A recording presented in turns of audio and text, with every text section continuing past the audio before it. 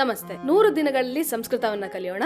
ನಾನು ಜ್ಯೋತಿ ಶರ್ಮಾ. ದಕ್ಷಿಣೆ ಲಕ್ಷ್ಮಣೋ ಯಸ್ಯ ವಾಮೇ ಚ ಜನಕಾತ್ಮಜ ಪುರತೋ ಮಾರುತಿರ್ಯಸ್ಯ ತಂ ವಂದೇ ರಘುನಂದನಂ. ಈ ಶ್ಲೋಕ ರಾಮರಕ್ಷಾ ಸ್ತೋತ್ರದ್ದು. ಈ ಶ್ಲೋಕದ ಅರ್ಥ ಗೊತ್ತಾಗ್ಬೇಕಾ? ಹಾಗಾದ್ರೆ ಸಂಸ್ಕೃತದ ಈ ಪದಗಳು ನಿಮ್ಗೆ ಗೊತ್ತಿರ್ಲೇಬೇಕು. ಯಾವ್ಯಾವ್ದು?